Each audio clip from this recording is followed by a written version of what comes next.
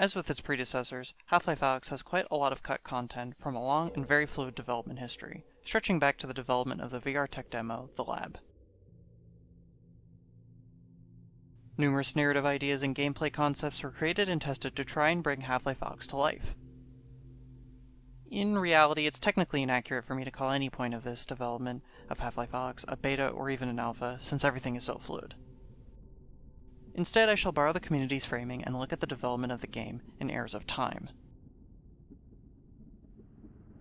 This third video will focus on the game's final year of development, as well as highlight other bits of content that have proven difficult to place in any era of the game's development. Unfortunately, we don't have exact dates for everything, so I've organized things as best as I could. This will also only cover officially released content from Valve or their artists. This includes the final hours of Half-Life Alyx, various social media posts, and content that was left behind in the game itself. Between 2017 and 2018, the game was primarily developed with a script written by Rob Yescombe, featuring characters like Han and Joseph. The game was to end with a loop in time, back to the game's beginning. This era of development is what I refer to as the loop era. The very original ship date for Half-Life Alyx was going to be sometime in early 2019. Following a company-wide playtest over holiday 2018, it was decided that the game would not proceed with the loop era script that Rob Yescombe worked on. Thus, the game was pushed back a year. 3 different writers were brought to the project: Jay Pinkerton, Sean Vanneman, and Eric Wolpaw. Their job would be to essentially rewrite the majority of the narrative, with the caveat of having a set of gameplay and levels that were far enough along that they couldn't be changed too significantly. While work would continue on these gameplay features over 2019, the new narrative would be initially written in a couple of weeks, and every map was updated to fit the new story. The new release date they would shoot for was the end of 2019. This final narrative transition would begin the game's pre-retail era. With the script being finalized enough, it meant that Valve could begin hiring voice actors and actresses for the roles in the game, rather than use temporary actors or text-to-speech, like in the loop era. The very final version of this script was 280 pages in total, far larger than Half-Life 2 and Half-Life 1 scripts combined. The earliest known of these hires was in February 2019, when Valve reapproached Mike Shapiro for the role of G-Man. Initially, Valve also reapproached Merle Dandridge for Alyx once again. She even recorded dialogue for Alyx in March of 2019. However, it was decided that they wanted a different actress for a younger Alyx. So they hired Ozuyama Akaga to record the retail dialogue for Alyx. In the meantime, as mentioned before, gameplay, level, and world-building work continued, including at the start of the game. One of the pieces of important information we struggled to convey was exactly when Half-Life Alyx is set within the series timeline. Whilst we tried to reflect it carefully in many of the world details, it was never 100% successful during playtests. Eventually, we decided it was too important to be left to the players to figure out, and so we put it in our opening text crawl. The Citadel's incomplete state did provide us with an early opportunity to reinforce the timeline visually. Half-Life Alyx takes place 5 years before the events of Half-Life 2, in which the towering Citadel represents the Combine seat of power.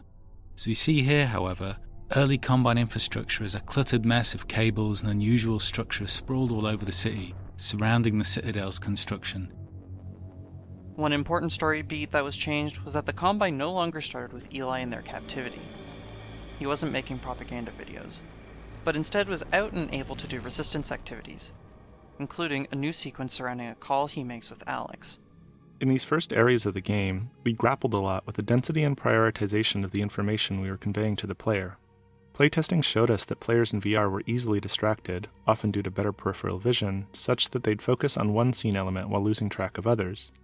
This was exacerbated in these first rooms because players were acclimatizing to being in VR, often for the first time. In addition, different players progress at different speeds. We saw some players spend 30 seconds on the opening balcony and others 30 minutes. As a result, we did a lot of iteration over the set of opening areas, each time changing what information we tried to convey and where. Initially, the video call from Eli took place in the later refuge room with the Snarkin camcorder, but players were often too engrossed in interacting with all of the detail in that room to pay attention to the conversation between Eli and Russell. We moved the video call out to the starting balcony, but there it distracted from the establishing shot of City 17 and the Citadel. It also came at a time when players were still figuring out core game elements like movement and hand interaction with the world. That collision made simple things hard, like when to show the player a movement tooltip if they immediately started the video call. Eventually, we settled on inserting the greenhouse between the starting balcony and the refuge, which allowed us to move the call to an area with a slightly obscured vista and fewer interactable objects.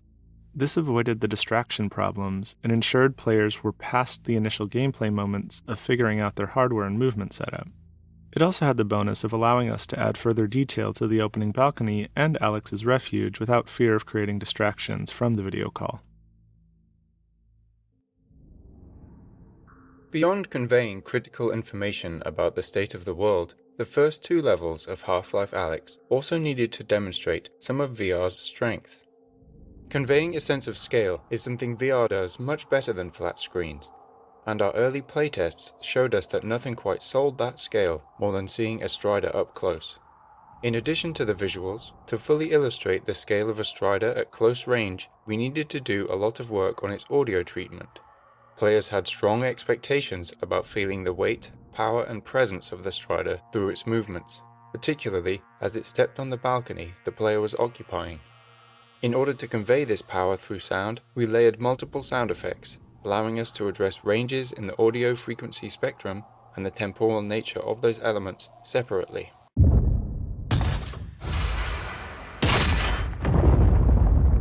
We then combined those elements in the Source 2 audio engine to control them as one sound. This room, internally referred to as Alyx's Refuge, was initially the location where the Eli video call took place. However, once that video call was moved out to the balcony, this room was freed up to solve other problems. In the Half-Life series, we've always tried to ensure that there's generally enough narrative for all players to understand where they're going and why, but for players who slow down and pay attention, there's more detail that can lead to a greater understanding. With the balcony being a place to get familiar with the game's inputs, the greenhouse being where the story kicks off, and the Strider there to surprise players with spectacle, we decided that the refuge could be a quiet moment for players, where they could discover more narrative detail in the environment. At the same time, it could be a place where they can play around a bit more now that they're acclimated to being in VR. Spending time in the refuge is meant to bring players into Alyx's role in the Resistance and her place in the world. We wanted it to feel like a real stakeout spot, where Alyx had been cooped up for weeks or months while planning the heist, doing research on the Combine. The camcorder, snark, and whiteboards are all toys that respond to detailed interaction and reward deeper investigation, giving curious players more information about the world of City 17 and what Alyx has been doing in it. Several additional drawings for Dog's Easter egg were created, but they would go unused.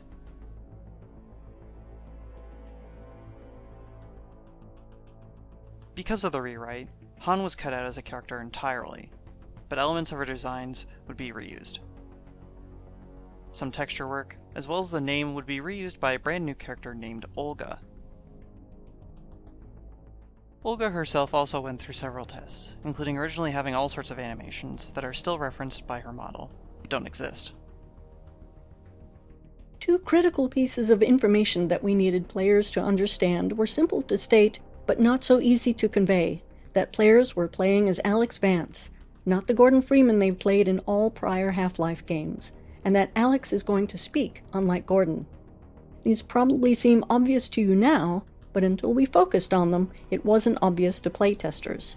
Ensuring that everyone realized they were playing as Alyx was something we decided to hit with the biggest hammer we could, and name the product after her.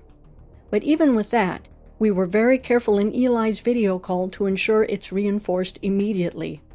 Olga, the character introduced here, was added to further drive it home by calling out when the player exits the elevator. Olga is the first character the player meets in person, and her dialogue here, and again ahead in the alley, is aimed at driving home the fact that she's conversing with the player, and that the disembodied female voice the player hears is Alyx speaking back. This was harder to convey in Eli's video call, because it already features Russell speaking off-screen, whereas in this scene, there's clearly no one else around in the conversational space other than Olga and the player. Without Olga, we found that, even though they had already spoken to Eli and Russell over the video call, playtesters still didn't feel like they were Alyx. Olga's scene would receive more polishing, and more background details would be added, as can be seen on this whiteboard. One background detail that was considered was someone Valve called Patio Guy. This character eventually became the woman who was on the balcony before going into her apartment full of cats. When we started Half-Life Alyx, we were very curious to find out how VR would impact our music design. The Half-Life series has always used music sparingly, often leaving the ambient sounds of the world to provide the audio background.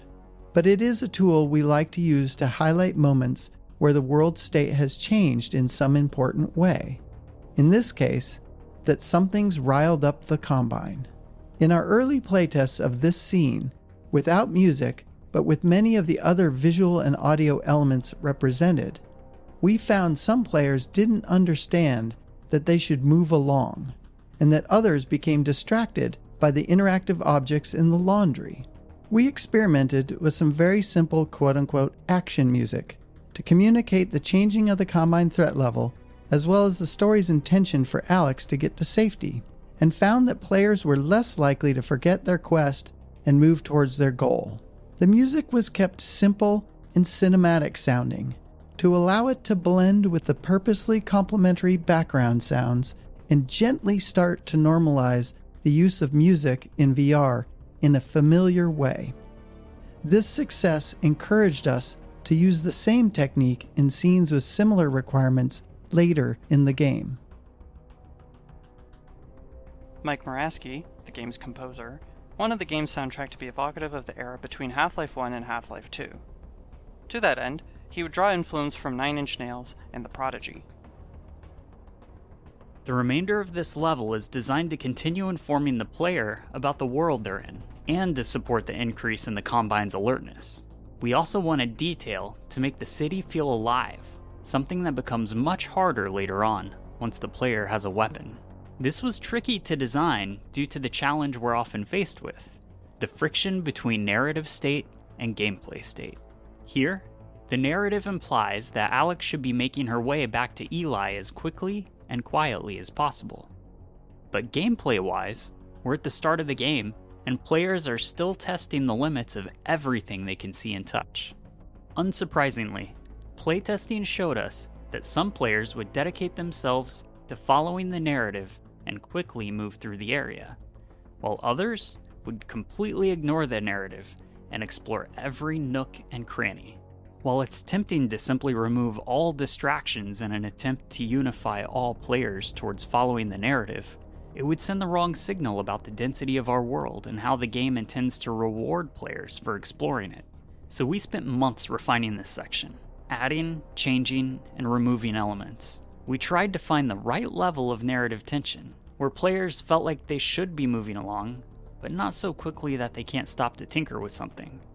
We put in enough interactive objects and narrative moments where players were always rewarded for looking around, but we designed all those distractions to end quickly, so we could encourage players to continue moving along.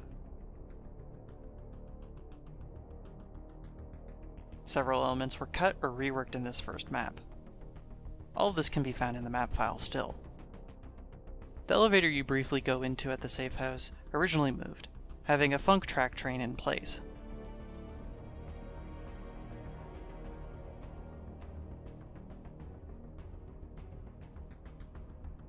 The safe house was to have a neighbor, based on this template. This template includes references to entities controlling scripted dialogue between Alyx and this neighbor.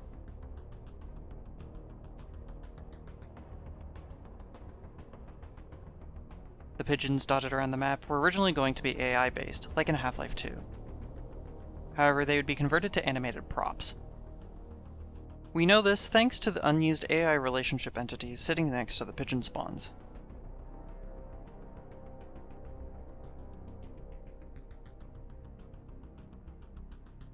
The apartment you can peer into originally had curtains that would close, rather than blinds.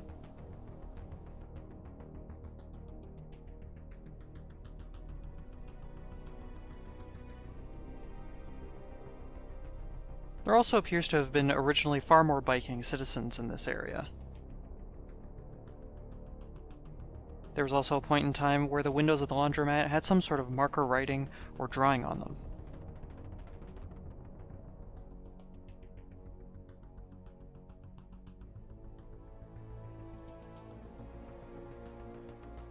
And you can also find some commentary about some of the lighting for Olga's scene.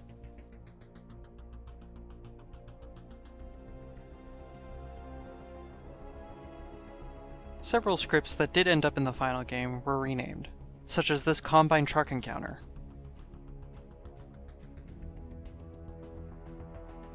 In order to limit the possibility of motion sickness that could be induced by moving the player in a vehicle, we initially wrote this scene to have Alyx wake up after the van had already crashed.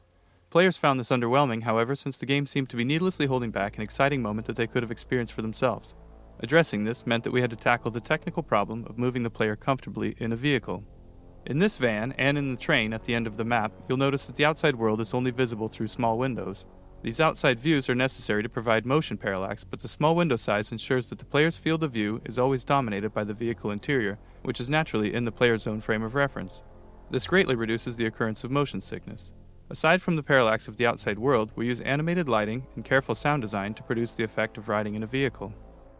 Where the last map was focused on conveying a lot of information about the world state to the player, this map is where we need to start the player's larger quest.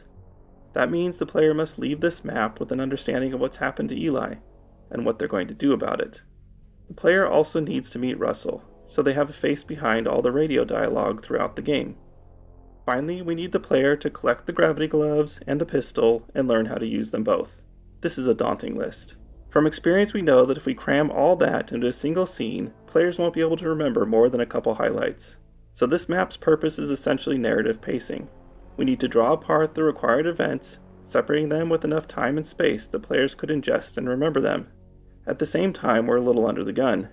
Playtesting showed us that by now, some players have been playing for 30 minutes, and they're wondering when they're going to see some enemies.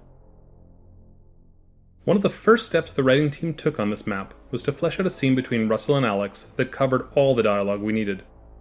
Due to the fact the player is meeting Russell for the first time, and that there are a significant number of in-fiction events that Alyx and Russell need to talk about, the scene ended up containing a lot of dialogue. We knew there was no way we could build a scene that long without boring the player, and the most important elements would be lost in the noise. One of the first tools we used to address this was the introduction of Russell's drone.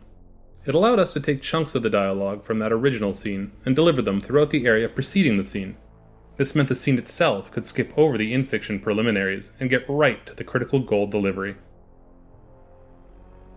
In addition to delivering narrative at a consumable pace, this map needed to continue communicating the state of the world outside of the quarantine zone.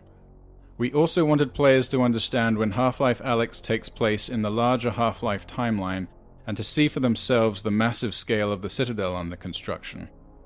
The power of the Combine is embodied in their indifference towards humanity. They've conquered Earth with little effort and are now plundering it for their own ends. They put a modicum of effort into their propaganda, but it's ultimately uncaring. Later in Half-Life 2, we see Breen's attempts to talk to humanity with more seriousness, but it's unclear whether that directive comes from the Combine or if it's just Breen's attempts to be useful to them. Meanwhile, the Combine construction is brutally efficient. The Citadel's pervasive feeder cables make no attempt to fit into the lives of the residents as the Combine drains the city of its power. Within this playground, a nostalgic nod to Half-Life 2, this enormous cable has been run right through the mural on the wall, demonstrating the Combine's total lack of interest in the history behind the city. Joseph would be reworked by the new writing trio into Russell.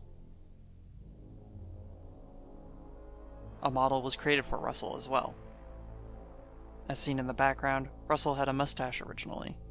When the writers create a new character, we try to write a variety of material from that character's perspective to help find their voice. What motivates them? What do they sound like? How do they relate to other characters? It's helpful to know the answers to questions like this early in a project, particularly when working with a team, where different people might end up writing for that character. The club sandwich story that Russell tells in this section started out as one of these writing exercises. The writing team wrote pages and pages of Russell telling Alyx stories about life before the Combine, getting irritated with her, telling bad jokes, pretty much the whole emotional spectrum. As we refined Russell's character, almost all of that fell by the wayside. We needed to do that work to get to Russell, but most of it didn't sound like Russell anymore. With the change in character, the writers also decided to have Russell speak to Alyx over a headset across most of the game. Rhys Darby from the TV show Flight of the Conchords was approached to voice Russell. Rhys Darby's final voiceover session would be in the January of 2020. Along with this change in character, his hideout would be changed out from the firehouse in the Loop era to an old apartment. This apartment style is referred to as Grandma's, based on the Visgroups in Hammer. And the lab itself appears to have been completely reworked into what we see in the retail title.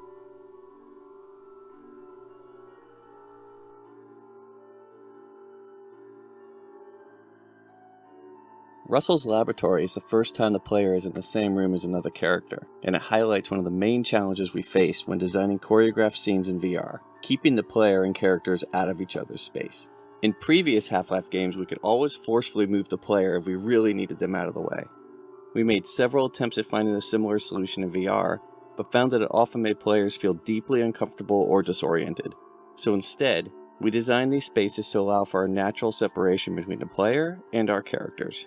Where natural separators couldn't exist, we had to restrict players from moving into the character space, removing that limitation as soon as the character had moved out of the way. Originally, Valve experimented with having characters react to players who were being disruptive in the middle of story-driven, choreographed sequences. The combination of custom reactions necessary to cover the range of possible player interaction, and their resulting return to narrative dialogue, quickly multiplied out of control. Eventually, we settled on a solution where we allowed only a minimum of interactions during the important narrative delivery sections, and a wider range of responses to more complex reactions after the scene has completed. In the case of Russell, we layer subtle head facing and natural eye contact on top of his performance while he is talking with Alyx. Then, after the scene, when he is typing at the computer, he will respond to players trying to touch him or objects being thrown around. Virtual reality provides the opportunity to add physicality to gameplay, but this needs to be balanced against player fatigue and accessibility. For example, we experimented with a low ceiling in this area, requiring players to crouch the whole time that they made their way across the tops of these train cars. Playtesters did not enjoy having to crouch for so long, so we raised the ceiling. Until this point in the game, players have only seen headcrabs attached to the heads of zombies. This led playtesters familiar with headcrabs from prior games to anticipate encountering them on their own.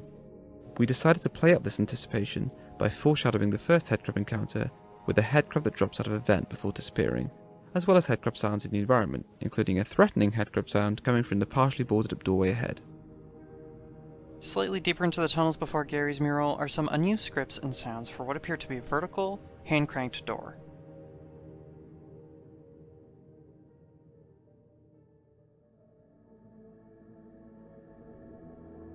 This suggests that the hand-cranked door just before this point was going to be here instead.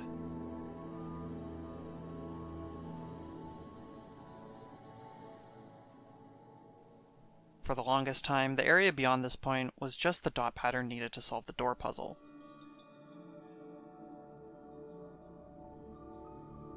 But as I started creating Gary's artwork later on, Valve had an idea. It was at this point that we realized that this area could serve as a canvas for our Vortigaunt's artistic magnum opus.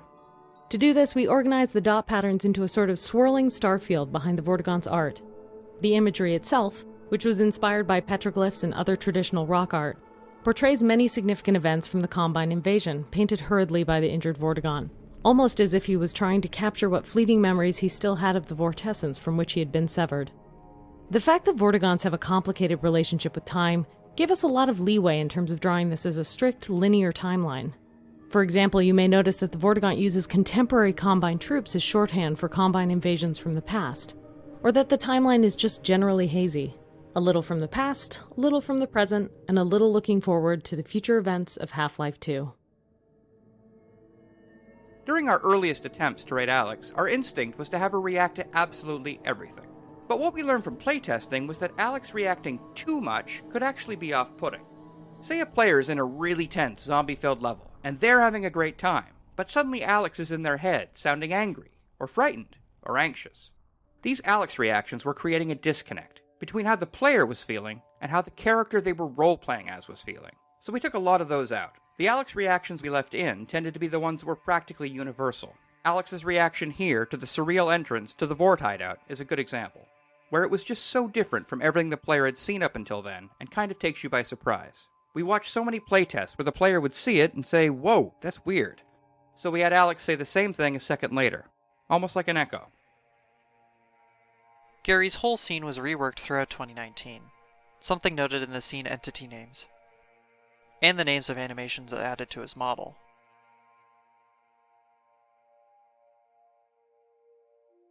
The sequence was also broken into 2 rooms. The one he was originally in became the place he would discuss the Northern Star. Eventually, we ended up with this more humorous scene, which struck an effective balance between entertainment and goal delivery.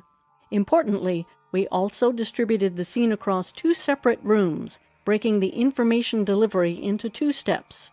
The first room where the player meets and learns about the state of the Vortigaunt, and the second room where the player is given their new goal. Separating these physically into rooms seemed to help players more reliably retain the critical information delivered in the second room. While this scene did undergo a lot of changes, one story beat remained virtually unchanged from the very first roughed-in version.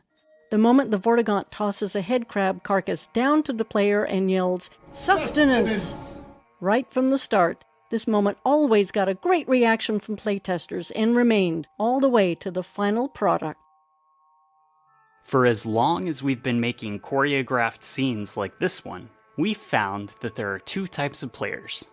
Those who become engrossed with the characters, and those who tinker with everything around them, paying little attention to the scene's action. To make these environments entertaining for the tinkerers, we usually add objects for them to find and play with. Since this scene is split into 2 rooms, we were able to add a large number of interactions to this first room for players to discover after the Vortigaunt has moved to the second room. Some interactive objects are pure physically driven toys, like the dangling headcrab corpses and the hanging pans. Others are animations triggered by the player's actions, like the way the caged headcrabs react to the player approaching or shooting them. One type of object on the table is a squeezable headcrab heart, which is a remnant from an older version of this scene where the player would revive a wounded Vortigaunt by squeezing nectar from these hearts. While that scene didn't work out, we found the experience too compelling and, well, too gross to completely cut from the game. One challenge we always face when giving a new weapon or tool to the player is ensuring that they collect it before moving on. In these cases, we try to establish some kind of gate that the player can only get past using the new item. This can be especially tricky in cases where we are giving the player a new tool that doesn't fundamentally change their capabilities, as in the case of the shotgun, where almost everything that can be done with the shotgun can also be done with the pistol. In contrast, the pistol gate, where the player had to acquire the pistol before being able to shoot the lock off of the fence back at Russell's lab, was simple to design and execute. For this shotgun gate, we not only needed to ensure that the player collected the shotgun, but also that they learned how to load it before proceeding. We playtested a number of approaches to teaching the reload mechanics during combat, and repeatedly found that it didn't work. When faced with learning a new, complex task under duress, players would retreat back to using their pistol, which was a known quantity to them. Once the player has collected the shotgun, they are only halfway through the shotgun gate. Next, they need to learn how to reload it. To drive home the necessity for the player to learn how to use this new weapon, we added an incoming threat, using a variety of audio and visual effects to sell it. While our goal is to make the player feel like they have a limited amount of time, the time pressure is entirely fake, and everything proceeds based on the player's progress in loading the shotgun for the first time. Once the shotgun has been loaded, a short timer starts, after which zombies burst through the walls. If the player happens to look at the walls before that timer is up, we abort the timer and introduce the zombies. The combination of a timer and a look trigger is a common trick used in places where we'd like the player to see a neat visual moment, but we can't wait forever or the game simply won't progress. The breaking of the walls by the zombies is the final step in opening the shotgun gate. Having new enemies open the way forward when they enter the player's space is a fairly tried and true method, but it's never one we're particularly happy with, It's always a bit too convenient and lacks agency on the player's part.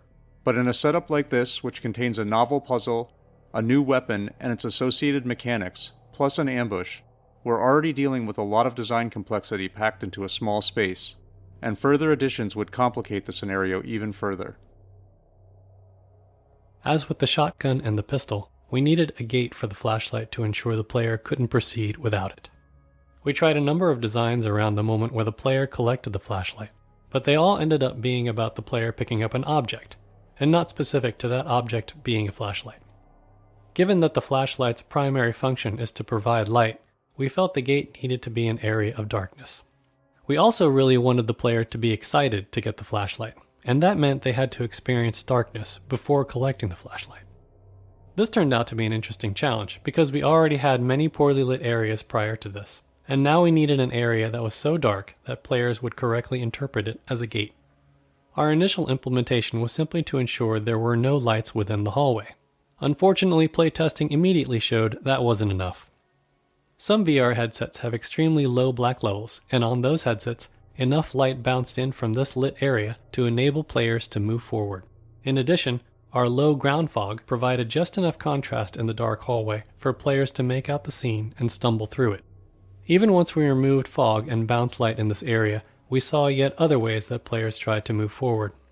Some players would fire their pistol repeatedly, using the muzzle flash as a strobing light source. Others would use the teleport targeting UI to probe the room, because at that point in the project, it had a small light source attached to it. In the end, we disabled muzzle flashes inside the hallway, and the teleport UI lost its light. The final step was the addition of some dialogue from Alyx, commenting on the darkness and her need for a light source. This was aimed at solving a perceptual problem. Up until now, our game has taught players that their goal is to continue moving forward. And any time that forward progress is blocked, it's because there's something in the local area that needs solving. Given that structure, it's entirely rational for players to do everything they can to find some way to see in the darkness ahead. Alyx's dialogue is aimed at telling the player that the game has recognized their attempts to move forward here, but the solution lies elsewhere. Subsequent playtesting showed us that this dialogue, coupled with the brightly lit area containing zombies off to the right, helped tug players past the darkness entrance and on towards the flashlight. Although they had written a good chunk of the script, they would make some changes here and there. One of these changes would lead Valve to return to something they didn't initially intend to use, and use it for this section of darkness. Later in the project, we decided to make Alyx scared of the dark, so we needed Russell to talk a lot in this section to keep Alyx company. It didn't matter what he was saying, it just had to be this voice in the darkness that she was grabbing onto. And then we remembered, hey, didn't we write a rambling sandwich monologue a year ago? And the club sandwich speech was resurrected. Before Final Out was added, the cramped dark area of this level did not take players very long to traverse. But as the fidelity of the game increased, players spent more and more time getting to this point. As we've learned over the years, too much time in dark underground areas can become fatiguing to players, and this is even more significant in VR. This outdoor section provides a change of pace and a brief respite from the dark. Not only does it give players something visually different and interesting to look at, it allows them to clearly see and assess threat in an open space, allowing them to get some easy kills with a little stress. It was also important to provide some variety here, as players are about to head into a dark area that requires precision shooting and flashlight usage. This section, with a multitude of explosive barrels embedded in Zen overgrowth, was designed to switch up player expectations and change the pacing of the level. Prior to this point in the game, explosive barrels and canisters were used as offensive weapons. In this space, they're deadly to the player. If a barrel or canister does explode, it sets off a fatal chain reaction. This change in priority forces players to aim carefully and adds intensity without combat. This has the positive side effect of training players to utilize the pistol even more effectively. While the automatic alignment of the flashlight with a braced weapon is useful in direct combat, in this section we observed players taking advantage of the decoupled weapon and flashlight as they illuminated and targeted barnacles in the intricate Zen foliage overhead. We always introduce new enemies at a distance, and never while the player is under duress. Here, the player is able to observe the Combine soldiers killing some wandering zombies, giving the player an idea of how powerful the soldiers are, and how they might operate in combat. We located the Combine far enough away that it was plausible that they would not notice the player, but close enough that the player could choose to engage, but remain relatively safe from return fire. At this point in the game, we knew we needed a big set piece, a non-combat moment to reward players for fighting their way through the dark, scary tunnels. Not only that, but the pace of the story was leading up to its most important moment thus far, the rescue of Eli Vance. Crashing the Combine prison train that was transporting Eli felt like the exact right thing to accomplish these goals, and it gave us the opportunity to create some VR spectacle. We wanted to achieve the cinematic chaos of causing a train wreck, while giving the players an active role in the event. Our first attempts to design the scenario were a challenge. It turned out that directing the players' attention wasn't as simple as ensuring they were in the right position through gameplay. In our initial tests, players frequently failed to see some or all of the spectacular train wreck.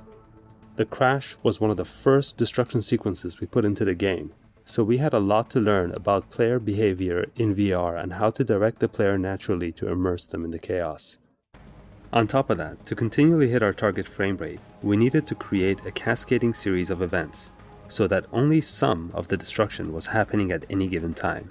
Sound design, level design, effects, and animation had to be carefully coordinated to lead the player's attention through each stage of the wreck. For example, at the start of the crash, we used the sounds of train cars piling up in the distance, encouraging players to look in that direction before one of the train cars lifts up and blasts through the concrete connector. At the end of the sequence, the smokestack collapse is used to direct the player's attention to their eventual path forward, and we wanted players to witness its destruction. Before bringing down the smokestack, we gave players a brief moment of rest, and, again, used sound to draw their attention to the smokestack. Initially, we used a rumbling sound preceding its collapse, but we found this to be too subtle in practice, and instead added the transient explosion sound, which drew the player's attention towards the smokestack more reliably. For the rescue of Eli, we wanted to create a tense, just out of reach moment where the player physically saves him. But for the rest of the story to work, Alyx and Eli had to take different paths at the end of the scene. We tried a few different approaches, including a version where Eli was hanging from a ledge just in front of the player, and the player could reach down to attempt to grab Eli's hand to pull him up. In practice, however, players' hands would collide with the real-world floor. Not only did this make it impossible to reach Eli, it took players out of the moment, wrecking the emotion of the scene. Since Eli and Alyx had to take different paths, we tried an approach where Alyx rescued Eli, but he was injured and couldn't proceed. Unfortunately, many players would stick around, not wanting to abandon him. Eventually, we arrived at the solution that shipped in the final product. Separating Eli from the player with the Vortigaunt's rescue made for a much more meaningful return and fulfillment of the Vortigaunt's promise to help Alyx.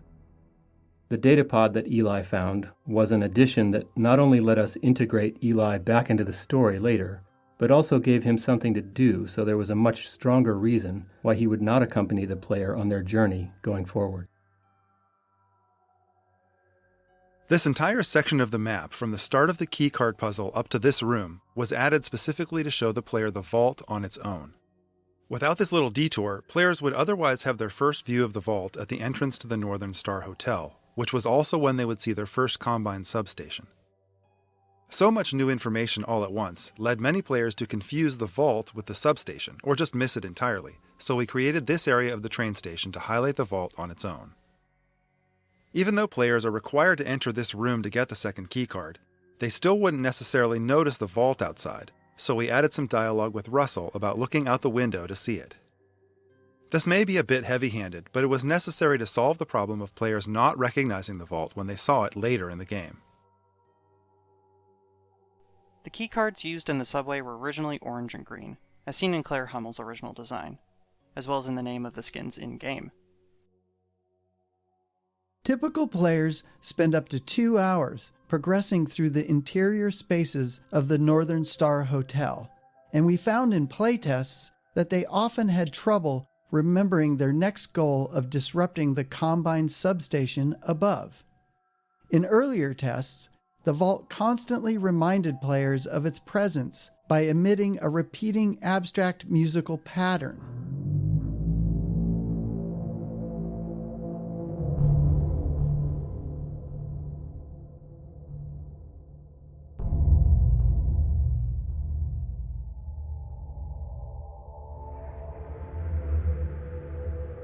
This pattern works so well at drawing and keeping the player's attention that we expanded and fictionalized it as a semi-musical sound design pattern, which we changed to emit from the Combine substation, representing it collecting and transmitting Vortigaunt energy to the vault.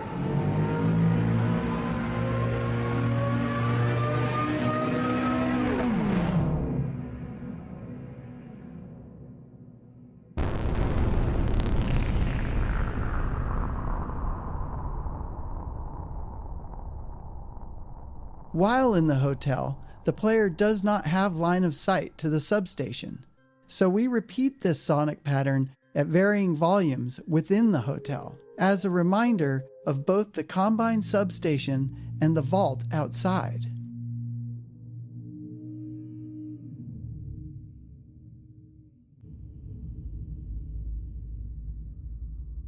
In fact, if you look closely at the Zen foliage when you are in the hotel, you will notice that it reacts visibly to the overspill of Vortigaunt energy as it flows from the substation.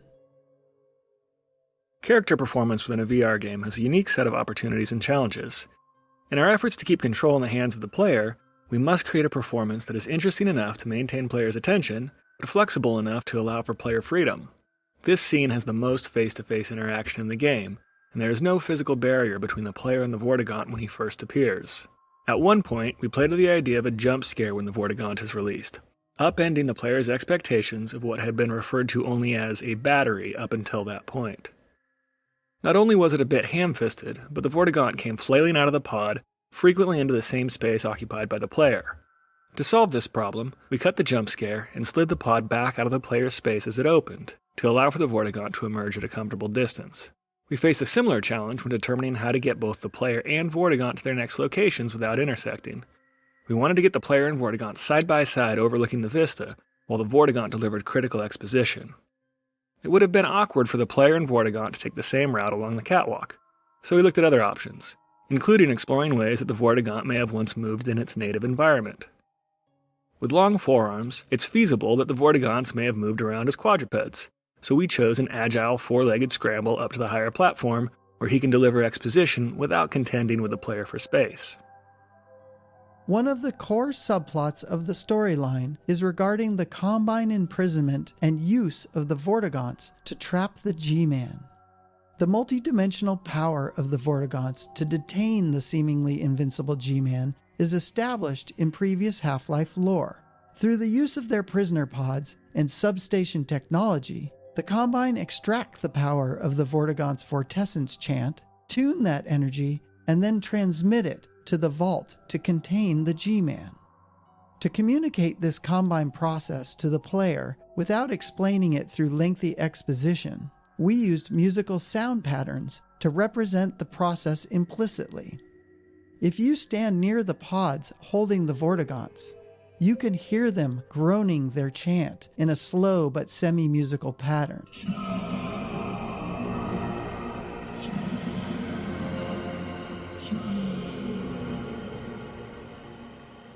Just past the pods is the resonator, within which you can hear a distilled version of the chant energy.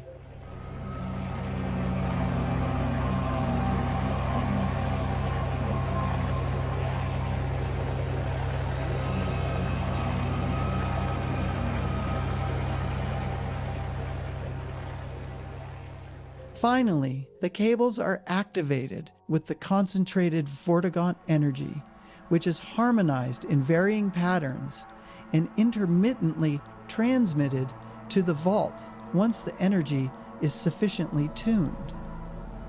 If you stand near the cables while they're tuning, you'll notice the sheer size and height of the sound.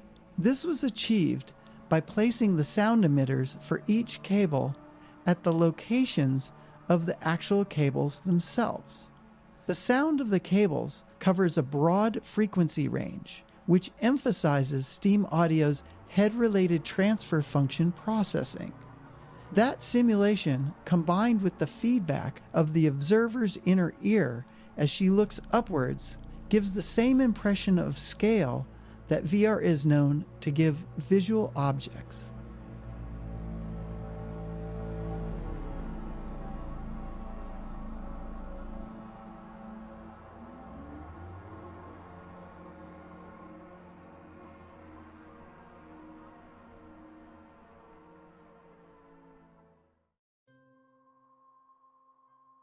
This tenement area after the hotel was one of the earliest Combine combat arenas made for the game's previous eras.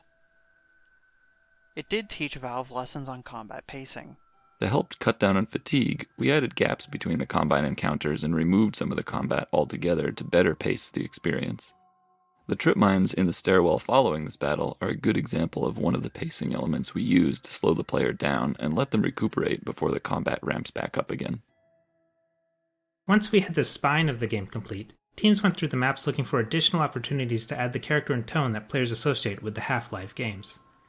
This mannequin head grab was a fun opportunity to hit on the sci-fi horror B-movie vibe. We had a few conversations about how long to leave the head grab atop the mannequin, and decided that the experience should be analogous to catching a small dog in the middle of some mischief. We wanted players to feel like they had walked in on something they weren't supposed to see, and for them to go away feeling like every inch of the game contained something for them to find if they chose to explore it.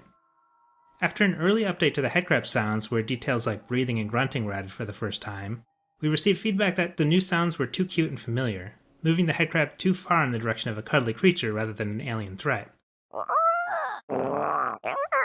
We updated the sounds to be more threatening, but for this headcrab we brought back some of the cuter sounds to sell the headcrab's frustration with the mannequin. Originally, Jeff's level was called Silent Partner. Another important character would be added to the game during this era, Larry. Early versions of the distillery explored a variety of methods for subtlety, teaching players how Jeff works without any explicit exposition. Though some of the training techniques were quite successful, anything less than a complete understanding of Jeff's behavior resulted in players bungling their way through this section of the game and having a terrible time doing it. Eventually, we determined that explicit training was necessary, and that's where the character of Larry came in. Larry acts as a gate, delivering critical information about Jeff's behavior before allowing the player to proceed. It's a dense learning environment and a delicate balancing act, ensuring that we deliver the rules of Jeff while still making Larry an interesting character.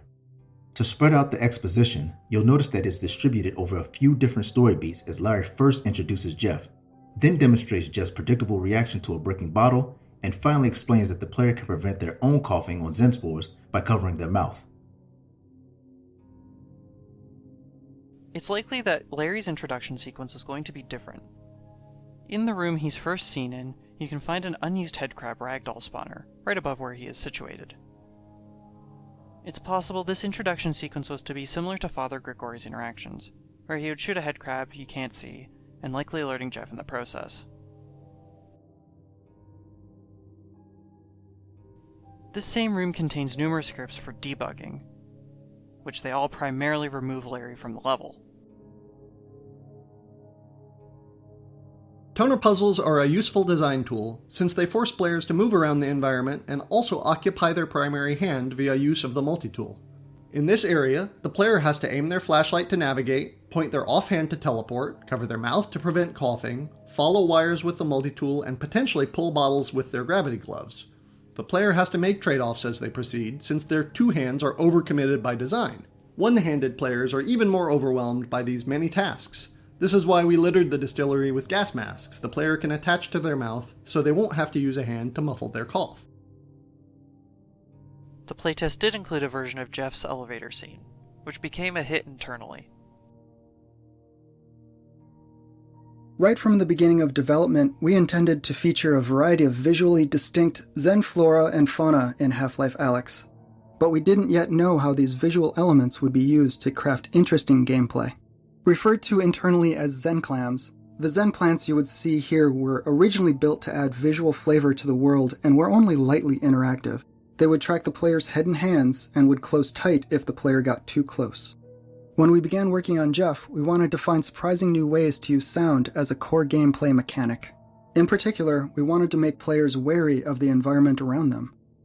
We realized we could use the Zen clams as a type of noise hazard by having them repeatedly snap open and shut when approached by the player. We had already placed these clams in earlier parts of the game, which meant that players would reach the distillery with an understanding of how they functioned. The introduction of Jeff changed the player's relationship with the Zen clams, as they went from being harmless but annoying to a dangerous hazard that players would need to take care to avoid. The Zen flora you see on the wall here, which we refer to as Zen ears for obvious reasons, animate in reaction to the same sounds as Jeff. Early in development, we would observe situations where playtesters would fail to notice Jeff becoming enraged by a sound. If the player died as a result, they felt frustrated and wronged. We worked to make Jeff's animations and sounds communicate his level of aggression to the player as clearly as possible, but if players weren't looking at Jeff, they could still be caught unaware. Adding these Zen ear growths to the environment was a way for us to help players be more aware of Jeff's reactions to sound. The Zen ears work as an extra layer of visual feedback for Jeff's behavioral state, one that lives in the environment instead of on Jeff himself. Figuring out how to end the player's journey through the distillery involved a lot of discussion about how players would ultimately end up feeling about Jeff. Observing playtests told us that most players simply wanted him dead, usually from the moment they met him, but there were some who felt kind of sorry for him and didn't necessarily want to see him killed. Our first version of the ending involved the player's actions unintentionally resulting in Jeff being attacked and dragged away by antlions. Part of the goal was to demonstrate that the antlions are even more powerful than Jeff, to amp up the tension just before players have to square off against antlions themselves. This ending left players feeling a little empty. They felt detached from Jeff's demise and wanted to be more directly involved. Dark stuff, to be sure. Plus, we weren't really servicing those players who felt sorry for Jeff and didn't necessarily want to see him killed. There were other problems too. The antlion attack felt random to many players, which reduced its impact. And because Jeff presumably died off-screen, players were left without a sense of closure. This prevented players from being able to switch gears and settle in for their encounter with the antlions. The trash compactor was a solution to these problems. It gave players the opportunity to decide Jeff's fate and be left with a sense of closure whether they decided to squash him or just leave him imprisoned. Even so, it has to be admitted that most players seem to crush Jeff with zero hesitation. Monsters. The area that would become the zoo was originally intended to be more canals. However, in the fall of 2019, this was changed after some of the developers were looking up images of Eastern European zoos at a bar. The emergence from the zoo gave us an opportunity to present players with a dramatic vista and to show them how much progress they had made in the journey to the vault. This was challenging because the vault's position in the world was already determined to be above the parking garage, which the player would reach at the end of the map. But placing the vault correctly in support of that location left the vault looking too distant to create the dramatic view we wanted here. We also intended to portray the cutting of the vault's power cables by the Vortigauns at this point, but having this take place at such a distant location was unclear and confused playtesters. The solution was to move everything closer.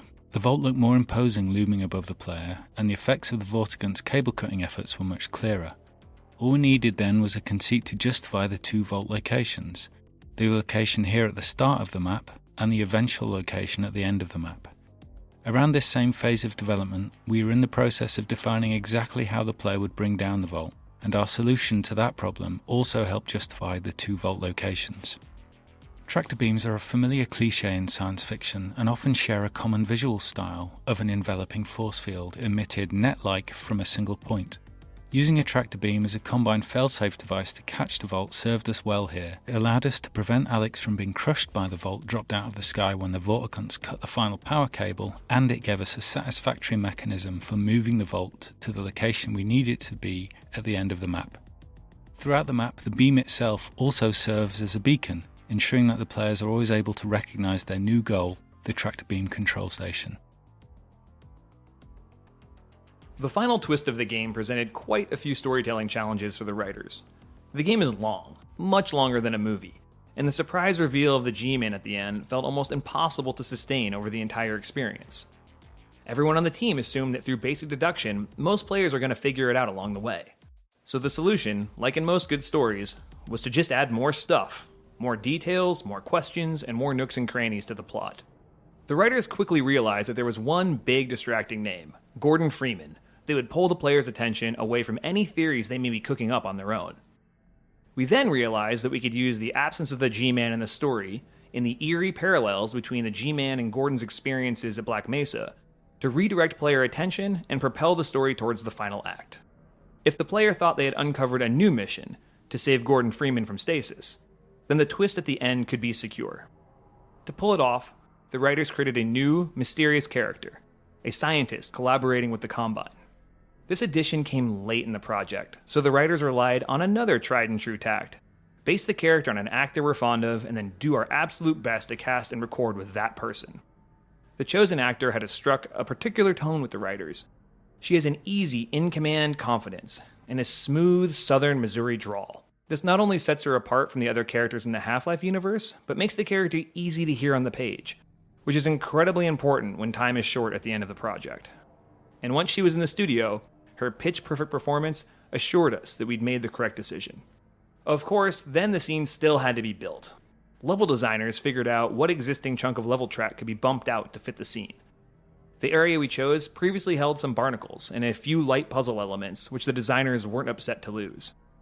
The level track had to be altered to funnel you into a place where the scene could unfold and the player could eavesdrop without getting a good look at the character.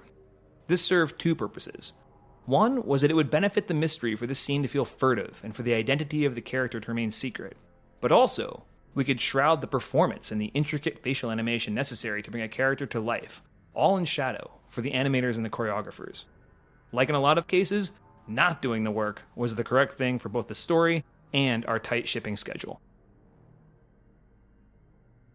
The chosen model for this character, referred to as the scientist or the contractor, is that of Han, the villain originally written for the game in the Loop era. All of this work would take place in September 2019. New voiceover work would need to be done for Eli, Russell, Alyx, and the G-Man in order to have this new twist happen. The purpose of this hideout was to give players a nice reward for being observant and exploring the environment. We wanted to highlight the story of scavengers living behind the quarantine wall, what their lives might look like, and why they might choose to live there. The person who lived here was referred to internally as the Combine Killer, imagined as a person with a grudge against the Combine who has chosen to eke out a living in the quarantine zone, spending their time exacting revenge on unsuspecting Combine patrols, perhaps eventually joining the organized resistance movement portrayed in Half-Life 2. The notch marks for the Combine kills on the wall is part of a larger texture sheet containing more writing. Almost all of the rest of the sheet is unused. Among its contents, it reveals why the Combine Killer is a killer of the Combine. In cases where the player had to face off against Combine in relatively open spaces like this one, we often found that playtesters would backtrack to safety and attempt to pick away at the soldiers from a distance.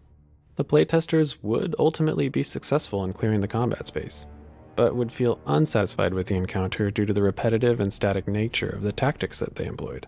To address this, we used a few design tools to discourage this type of player behavior. The placement of the Combine suppressor, standing on the bed of the truck at the far end of the courtyard here, is the key to the design flow of this battle. The suppressor does not move from his planted position on the far side of the courtyard while the player is on the near side. His positioning, combined with his unrelenting wall of suppressing fire, forces the player to advance in order to close the distance required to take him out, all while under the intense pressure from a carefully crafted combination of other Combine units. Additionally, if the player backtracks far enough from the fight, the more mobile Combine soldiers in the encounter are told to retreat and hold their ground until the player once again advances into the combat. These elements together keep players moving forward into locations that provide for more interesting opportunities for both the player and the enemy soldiers. After the intense combat that precedes it, this tower initially serves as a pacing break, before once again ramping up the intensity on the player's final fight up to the Combine tractor beam controls. While the lower portion of the tower does contain combat, it has been designed to cause players to engage with the space in a different way than the preceding courtyard fight. The focus here is on navigating the chaotic verticality of the tower, which we found to be particularly successful for playtesters to experience in VR. The manhacks that initially engage the player from above fly a path that deliberately has them crashing around the pipes and boards overhead, causing sparks and splinters to rain down on the player. Combined with the disorienting nature of the space, the Combine suppressor that emerges at the top of the stairwell is used to reintroduce an appropriate level of intensity and to create a sense of a struggle as the player continues to scramble closer to their goal. At the start of the previous map, we introduced the tractor beam, a failsafe device used to catch the falling vault when the last substation was knocked offline. In this location, a console looks like it could be used to control the tractor beam to dock the vault for entry via the nearby gantry on the left. We decided to have the vault crash to the ground spectacularly, but for this to work emotionally, we needed the scene to increase in tension beforehand. The whole vault docking console is absurd by design. If the console appeared too much like a legitimate puzzle, playtesters could take too long and let the air out of the scene, unsure if there was something that they could actually solve. The more inscrutable the machine looked, the more likely they were to interact with the levers and play along with the unfolding disaster. The first phase of the puzzle extends the catwalk and unlocks the main lever bank, which responds to the player's input, engaging them in the solution. Every subsequent lever thrown does nothing except increase the tension as things continue to go wrong. The back-and-forth radio dialogue between Alyx and Russell completes the scene with growing panic and keeps players in the moment, flipping levers in an attempt to save the vault.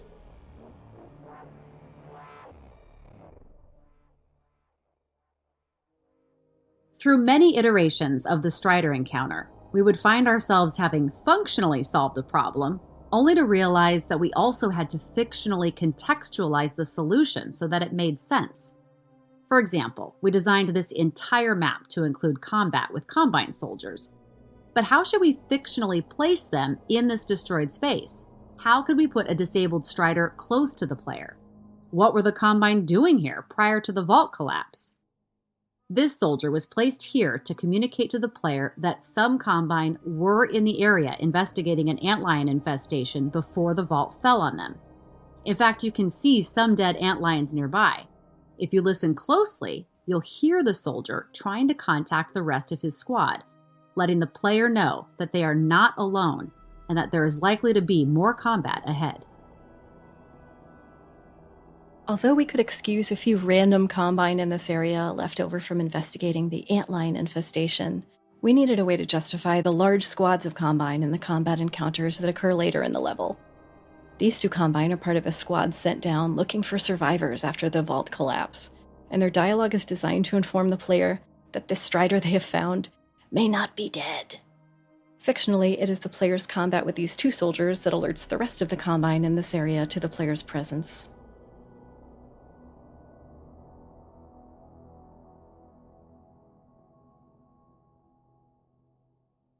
During the loop era, the Strider didn't originally have a boss fight with Alyx, but they considered having it to either leave entirely or to appear one final time, but in combat against the Combine. The problem was that playtesters felt cheated that they didn't get to destroy the Strider after being hunted and harassed by it for so long. In the final map, once the player steps into the rat maze below, the Strider reappears and begins hunting the player again. Because Alyx does not possess any weapons that can damage the Strider, we explored a variety of ways that the player could take out the Strider using something found in the environment. These included ideas like triggering missiles on a downed Combine helicopter, using a Combine mortar emplacement, or kicking off some type of physics event to sweep the Strider's legs out and kill it. We built prototypes of many of these ideas, and eventually narrowed down to the mounted gun solution that shipped. It was simple, repeatable, and was one of the easier solutions to train under fire. A mounted gun on an abandoned Combine vehicle made the most sense, and after some initial tests with a downed Combine helicopter repurposed from Half-Life 2, we settled on the armored personnel carrier, since one had already been built for use in another section of the game. Since the gun mechanism itself would be seen for the first time while under pressure from the Strider, it had to have an aiming and firing mechanism that the player would understand immediately. We prototyped a variety of designs, from a machine gun that auto-fired as soon as the player grabbed the handle, to a gun that fired a sticky bomb that had to be detonated by the player after it had hit its target. The auto-firing machine gun was too simple to use and lacked dramatic effect, and the extra interaction required to detonate the sticky bomb was too much to teach the player while under duress. We settled on a design that requires one hand to aim and another to both reload and fire.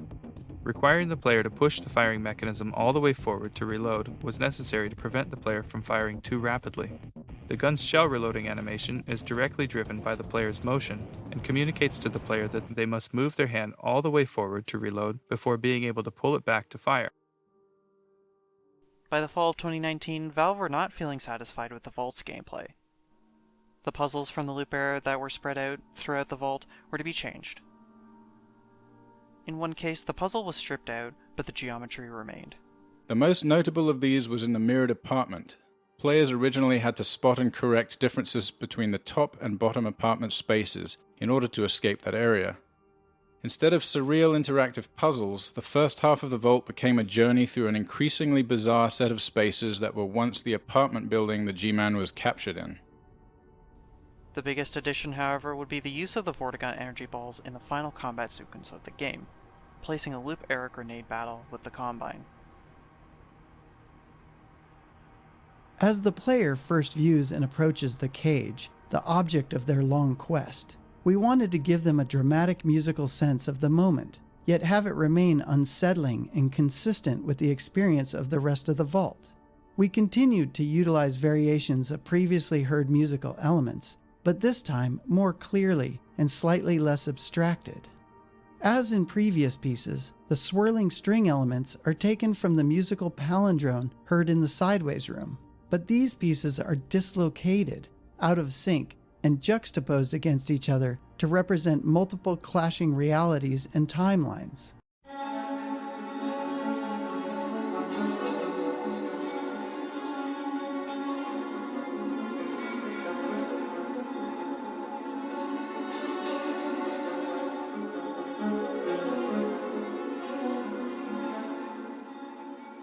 As the player approaches the cage, a piano piece is introduced that works with all three, almost binding them together, but also standing apart, just as the G-Man binds the various threads and eras of the Half-Life series.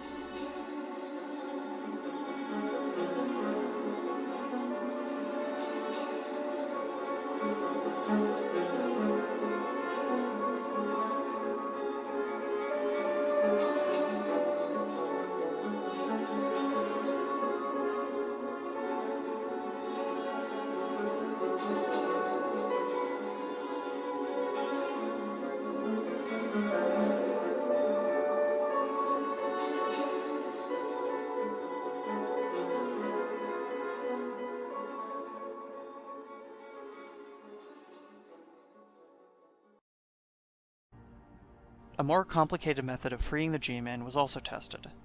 We simplified the design to a single interaction of the player gripping two handles, sending Vortigaunt energy back into the system, destroying the structure that was keeping the G-Man imprisoned. The ending came together rather late in the process, since all the elements of art, story, level design, interaction, and music had to be in place for it to succeed. Nevertheless, we were very happy with the outcome, and the response of players has been overwhelmingly positive. The final ending to the game would be changed from the time-looping plot point to a jump forward in time. A jump forward to the end of Episode 2, and saving Eli from his death.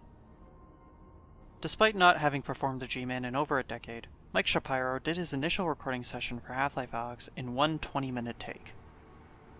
He would later have a couple of other sessions throughout 2019, including one later for the new Gordon Freeman twist.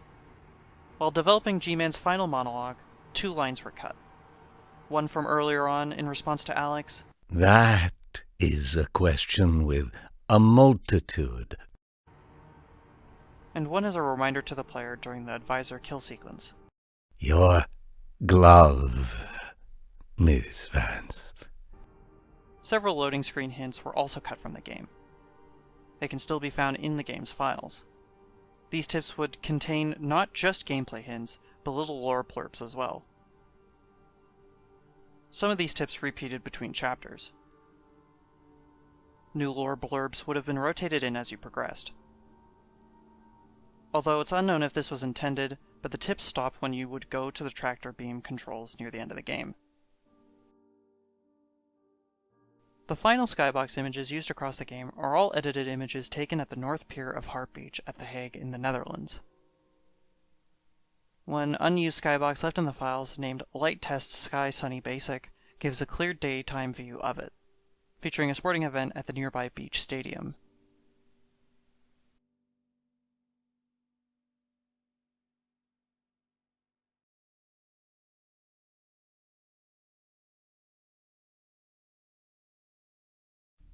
Valve would eventually decide to change the way some of the Combine looked from their Loop-era versions. The grunts would be clad in white, and the suppressors would also receive orange eyes. From a gameplay perspective, the Combine infantry were developed in the Loop era to mostly play into players' tendencies to seek cover.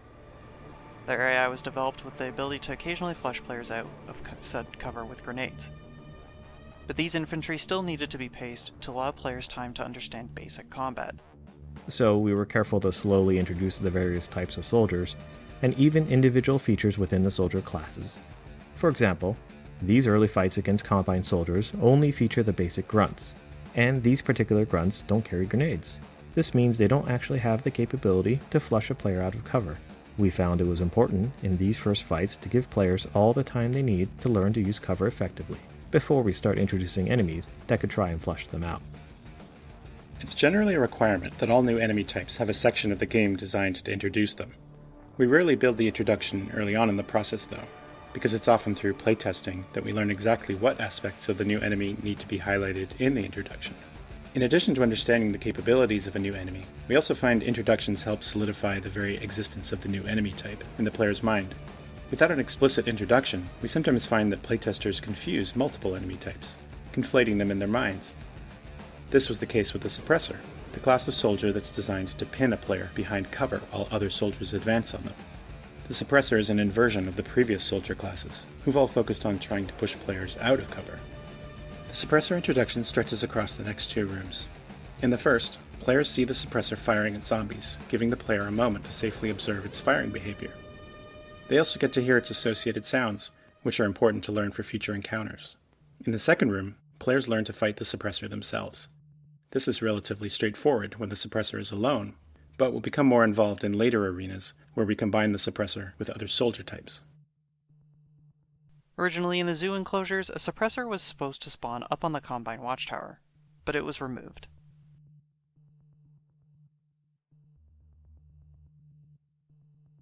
In order to reduce the amount of reloading required in the heat of battle, we wanted players to be able to upgrade the pistol by increasing its ammo capacity.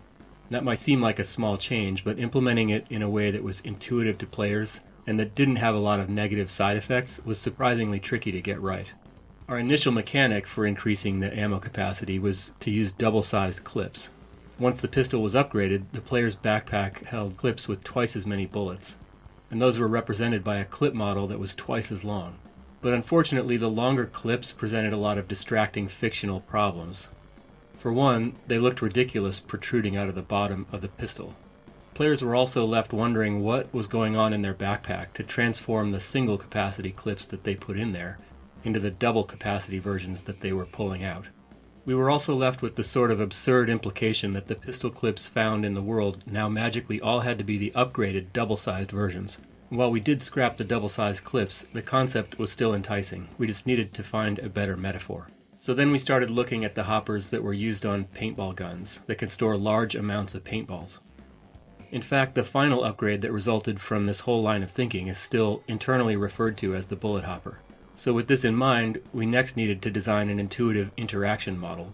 Players were already satisfied with our existing pistol interaction loop, which was eject clip, insert the next one, chamber, and then shoot. So we wanted to preserve these skills that players were already beginning to master. So players would still reload the gun as before, but small mechanical prongs would steal bullets from the inserted clip, pull them into the hopper, and then place them into the firing chamber as needed.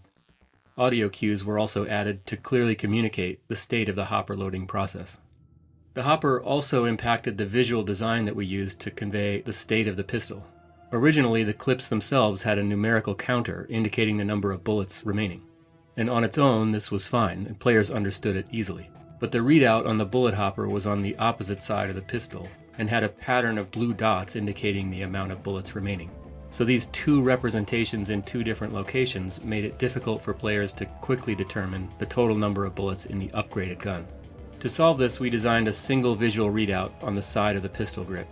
It structurally matched the state of a pistol clip, the pistol's bullet chamber, and the bullet hopper if the upgrade was acquired. While the toner puzzles ramp up in complexity throughout the game, this first toner puzzle is designed to use a minimal number of elements to introduce players to the key ideas that power flows through wires, power can be rerouted by rotating junctions, and power has an effect on the physical world, such as turning on lights and opening gates. The sparking electrical outlet that branches down toward the floor is not strictly necessary for this simple puzzle, but it was added here to expose players to its behavior, since it was causing confusion in later puzzles when players were seeing it for the first time in more complex configurations. The toner being in reference to the device electricians use to find wires in walls. Like hacking and environmental puzzles, toner puzzles like this one are often used to relieve tension from combat and engage the player's mind in a refreshing way. This puzzle introduces a new junction type, which has 2 inputs and 2 outputs, as well as branching circuits. Functionally, it's just a simple airlock. Only one of the main combine gates can be powered on at a time, with an additional wrinkle that the smaller side gate on the return path must be powered down separately. In addition to providing a break between hectic combat encounters, this puzzle is a gameplay mechanic refresher since it's been some time since the player has seen a toner puzzle, and the next ones start to ramp up in complexity. Valve originally created a sprawling prototype level to develop the toner mechanic, created sometime in the Loop era. It wasn't until later that it became apparent that the zoo was in need of a pace break. We pay careful attention to player fatigue when we playtest, and look for cases where a puzzle or some exploration and resource gathering can be used to give the player a break from combat. There was such a need toward the end of the zoo level, and thankfully in this case we were able to make use of the toner prototype level that had already been built. When we decided to resurrect our toner prototype level for use as a pacing break in the zoo, we had the opportunity to make some improvements and integrate elements that hadn't existed when we had first experimented with the toner mechanic. For example, the newly developed explosive Zen bloaters were added at various points along the puzzle to surprise players and remind them that they need to keep an eye out for these hazards. Also, in the intervening months, the toner mechanic itself had evolved from one where players merely push a ball of energy along a path to one which included branching paths and rotating junctions. This junction here in the breaker box is the linchpin of the whole puzzle, as the player must interact with it 3 times, once to open the roller door to this back area, once to switch power away from the roller door to the last leg of the puzzle, and once to reopen the roller door in order to exit. Because this toner puzzle covers such a large physical area, including some zombie combat in the middle, players frequently lost track of the correspondence between the state of this junction and the roller door. This meant that they would trap themselves back here and not understand how to proceed. To address this, we made a lot of changes to the presentation of this junction over the course of development. The unique breaker box and tangle of conduit are designed to make the junction recognizable as the same junction from both sides of the wall. The shape of the hole in the wall and the orientation of the breaker box are designed to make sure that the player stands in the right location to have line of sight to the roller door and see that it closes when they route power away from it to the last leg of the puzzle. The door itself also makes a lot of noise and an unreasonable amount of sparks to draw attention to itself each time it moves. This particular puzzle twist was in danger of being cut for a long time, but with this series of refinements, enough playtesters understood its behavior that we were comfortable with shipping it in the final game. In prior Half-Life games, the flashlight was attached to the player's body, which meant that it always illuminated the world from the same angle relative to the player's point of view. With tracked hands in VR, we had the opportunity to let players manipulate the flashlight directly, and playtesters reacted very positively to this new freedom. In fact, our earliest implementation of a flashlight in Half-Life Alyx was an object that could be picked up in either hand or even set back down. This allowed the player to put the flashlight down somewhere, providing illumination for themselves while they accomplished another task. Unfortunately, this presented the possibility that a player could leave the flashlight behind, which would have been a game-breaking scenario. Implementing the flashlight as an object that players had to hold also prevented them from holding something else in that hand, which was tedious to manage and simply too punishing of a trade-off. In particular, it meant that weapon reloading was a nightmare, because the player no longer had a free offhand to perform the reload actions. In the end, we settled on a flashlight that attaches to the offhand and turns on and off automatically. This fixes the issues with reloading in the dark, potentially losing the flashlight, and has the nice side effect of not requiring the allocation of a button to toggle the light, which is especially helpful on controllers with fewer buttons. Since the automatic on-off behavior is controlled using level logic, designers could make performance and quality trade-offs in different areas of the game. After all, if a player could turn the flashlight on at any time, the rendering overhead of this shadow-casting light source would have to be accounted for throughout the entire game. On the other hand, if the flashlight is known to be off in a given area, a designer can make use of the resulting rendering headroom by increasing the fidelity of the environment in other ways. Shortly after adding the flashlight to the game, we discovered that playtesters would frequently brace their gun hand with their flashlight hand. This meant that the players had to orient their flashlight hand awkwardly to align the light with their aim. We decided to make this an automatic behavior of the offhand whenever it was brought close to the grip of the gun. If you do this, you'll see that the offhand grips the gun in a natural pose, and the flashlight aligns with the aim. In fact, if you look closely at the end of the flashlight, you'll notice that it has a ball joint. This allows the flashlight to articulate based on whether the offhand is gripping the gun or not. The ball joint has 4 different orientations, one for each gun, and a neutral orientation for when the player is not supporting the gun to aim. These 4 orientations ensure that the flashlight is always pointed in an ideal direction for the player. In one-handed mode, the flashlight attaches to the gun hand at an orientation that is ideal for all scenarios. As with the flashlight, it appears that the radio between Alyx and Russell was once a weapon entity too.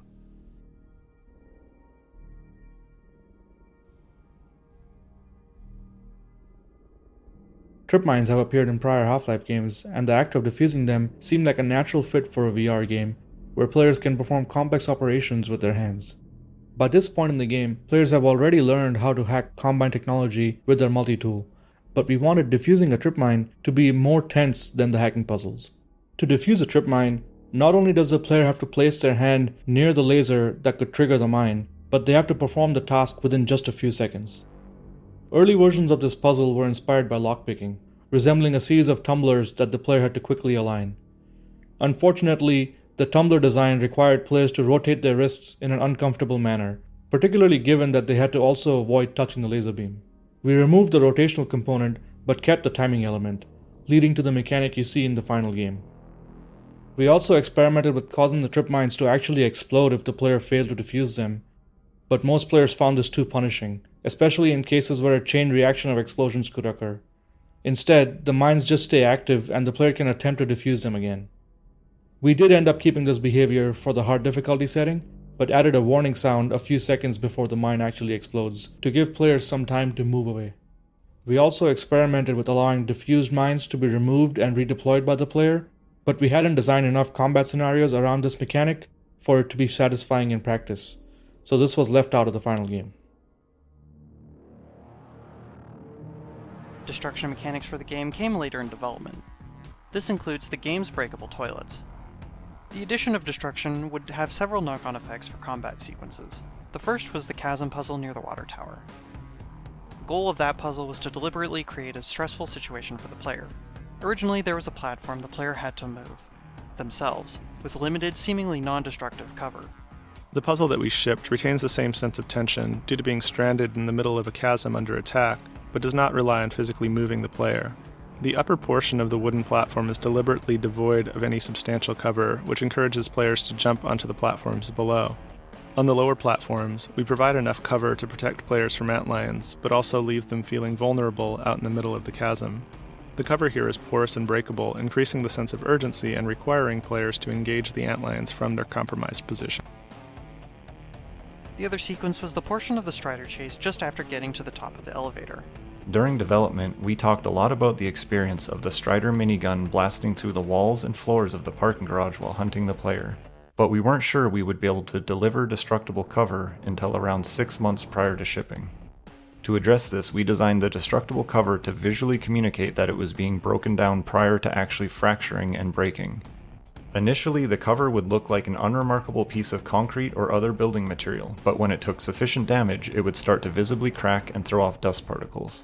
When the same piece of cover took further damage, it would then fracture into pre-cut physics objects and generate more dust and debris particles. Through playtesting, we determined how much damage the cover should be able to take before breaking down and forcing the player to move. In the end, the destructible cover system allowed us to deliver on our goal of giving players the impression that the Strider was capable of tearing through the parking garage with its minigun as it pursued them. In playtests for previous eras, many testers felt as though the physics object sounds didn't match what they believed they should sound like. Valve decided to build a completely new library of sounds to better match these expectations. Not only do we now have a library of almost 2,000 object-specific physics sounds, covering over 160 different objects, but we can further alter the sound at runtime based on an object's impact velocity and the hardness of the material it collides with. In some cases, we even layer in sounds representing an object's contents, such as matches in a matchbox or fuel in a jerry can, which can be heard when those objects are shaken by the player or collide with something at high velocity. All of the foliage in the game animates in response to player touch and environmental wind conditions. The foliage animation is entirely procedural and is computed on the graphics processor using vertex shader deformation. A voxel field that travels with the player's body is used to track the location of the player's hands in space. The hands effectively draw motion trails into this voxel field, which can be sampled by the foliage's vertex shader and used to drive deformations, allowing the player to bat the foliage around with their hands. The foliage also interacts with wind, allowing us to give ambient motion to the plants. In order to accommodate a range of environmental design, we tuned the wind deformations at different speeds, from slight drafts to hurricane force winds. It turned out, though, that the ambient wind was never required to be more than a moderate breeze, and for most of development, the hurricane effect was unused. This particular zoo habitat was added late in development and required a critical extension to the procedural foliage animation system. Prior to adding this habitat, the foliage didn't need to deform in response to enemy animation or grenade explosions, but of course, this area is all about throwing grenades at zombies. To address this, we added a low-resolution voxel field that could be sampled by the foliage shader to apply additional deformations. This low-resolution voxel field, which is about 1 cubic foot per voxel, is fixed in space and spans the entire habitat. For comparison, the voxel field that travels with the player is about 2 cubic inches per voxel. Enemies and grenades within this space can write motion trails and impacts into the low-resolution voxel field, which are ultimately interpreted by the foliage shader as wind forces. This is when preparation met opportunity. When grenades explode, they are creating localized hurricane force winds. A common game design problem is that of resource placement, and this spot in the game is a good example.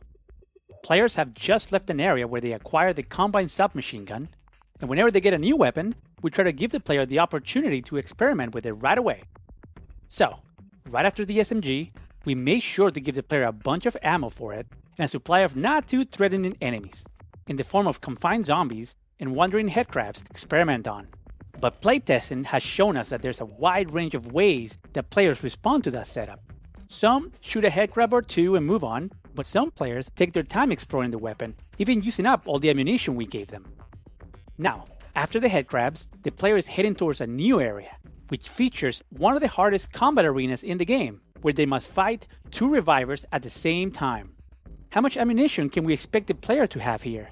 How much should we put in this area between the 2 arenas to ensure all players will have enough to fight the 2 revivers? If we don't put in enough, the player may be in a position where they cannot succeed at the upcoming encounter, and reloading their save games won't help them. They will need to go back and replay the previous area, this time conserving more ammo. That's not something we want to happen, nor is it something that we can expect all players to realize. Instead, many will repeatedly try and fail to be the 2 revivers. This resource placement issue was solved in the loop era with the creation of a system that can dynamically remove or show hand-placed resources in a level. This meant that designers had more control of what players could or could not get, without game-breaking the player. For example, in this area, designers could provide enough ammo to ensure that the player would have enough to fight 2 revivers, with the knowledge that the ammo balancing system would remove much of it if the player was already loaded up. We could safely give the players a large amount of Combine SMG ammo in the previous arena, and know that the players who ran past the poison headcrabs without firing a shot wouldn't find more here. There are a number of additional features to address complexities that result from this system, such as ensuring players always find something inside a Combine locker, or ensuring that players are still rewarded for searching carefully and regularly, even if they're carrying a lot of ammo. Ultimately, we want a player who is paying more attention to the environment to come out ahead resource-wise. We just needed some dials to be able to control how far ahead they got. As we refined Jeff's behavior and visual design, we thought a lot about how we wanted players to feel about him.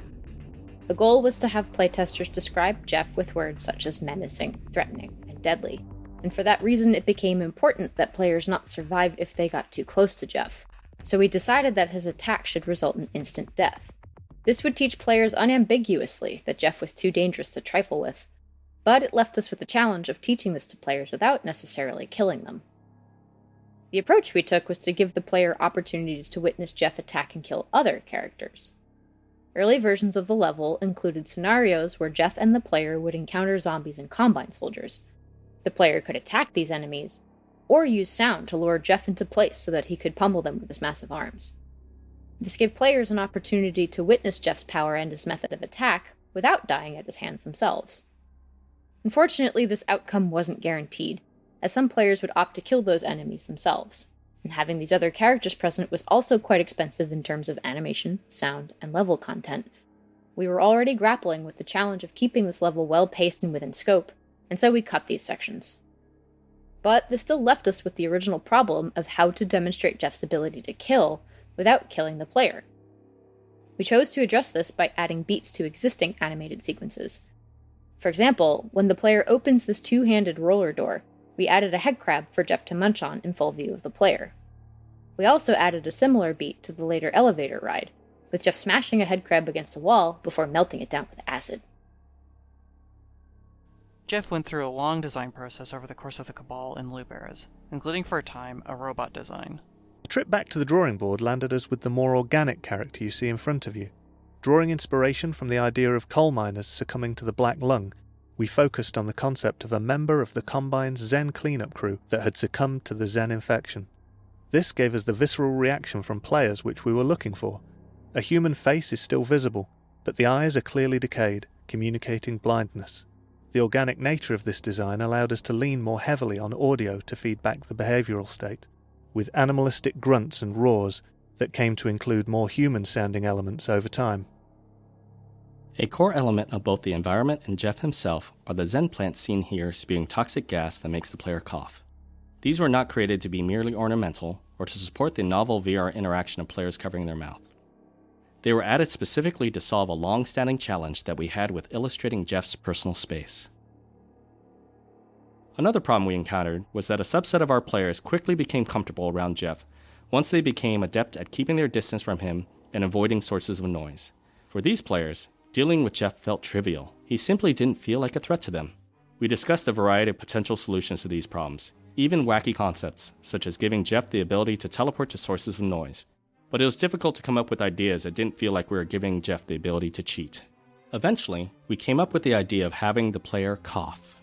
This was appealing, as it gave us a way to make the player themselves a source of noise, thus causing Jeff to pursue them. We were also interested in making the environment more dangerous generally, and so our first experiments with coughing involved littering the level with Zen plants spewing toxic gas. Initial tests showed a lot of promise. Players now felt like Jeff was a dangerous pursuer, and they must carefully observe the environment to avoid the gas. We observed that players had a natural instinct to cover their mouth with their hand to suppress their cough. This was an affordance that VR with tracked hand controllers supported very naturally, so we implemented this mechanic right away. This still left us with the problem of players being unsure of how close they could safely get to Jeff. We realized that the earlier experiment of adding tentacles to Jeff could be replaced with a much simpler approach of attaching a toxic cloud directly to him. There were multiple benefits to this. First, it gave players visual feedback for how far they needed to stay away from Jeff to be safe. Second, it made those times when Jeff did get close all the more tense, with players now needing to commit a hand to covering their mouth. Finally, we didn't need to teach the players anything new. They could carry forward what they had already learned about toxic gas in the environment and apply those lessons to Jeff himself. Ant-lion combat in Half-Life Alyx had to be tweaked from what it was in Half-Life 2, to focus more on precision aiming. This led to a new ant-lion design that emphasized shots on the abdomen and the legs.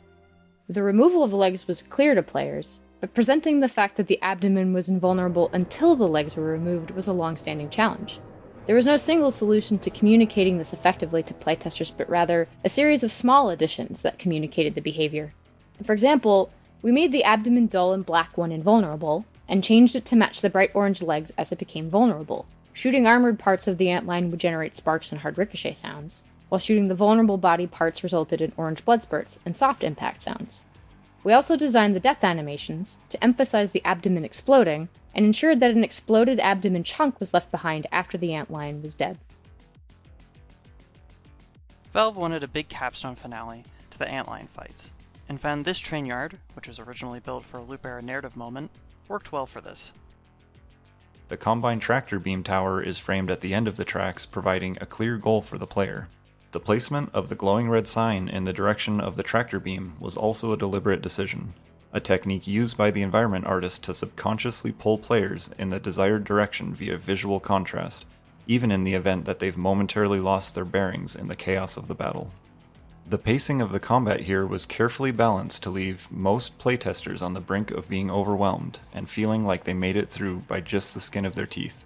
It took many iterations of enemy placement, ammo and item placement, and player path adjustments to achieve this balance. We ultimately settled on a design that featured a steady stream of advancing antlions, with antline spitters placed at the far end of the space applying enough pressure to prevent players from rushing toward the goal. Combine soldiers up on the raised platforms divert player attention to the right-hand flank and provide verticality in target prioritization, adding to the sense of frenzy we sought to create. We spend time on every game design element thinking about how the player is expected to learn of its existence and understand its details. Some design elements are so important that the game experience will break if the player doesn't understand them, while others may just be fun diversions or rewards for exploring the game's systems. Any required element will require work on our part to teach the player. In Half-Life, we try to teach elements in ways that feel as natural as possible, entwined within the core flow of the game so that you don't feel like the game just stopped to teach you something. We don't always succeed, but the attempts usually lead us somewhere interesting. In this case, we need to teach the players about the armored headcrab. The key elements that we want them to understand are that the headcrab is invulnerable on the top, but has a weak spot on its belly. We would also like the player to learn that the headcrab exposes its weak spot right before it jumps, but this isn't required. The player can fall back to shooting the weak spot as the headcrab scrambles around after a leap. Teaching design elements of enemies is always tricky. Players have shown us for years that it's really hard to learn something new while under attack. We've also seen that invulnerability, in particular, is a difficult enemy feature to teach.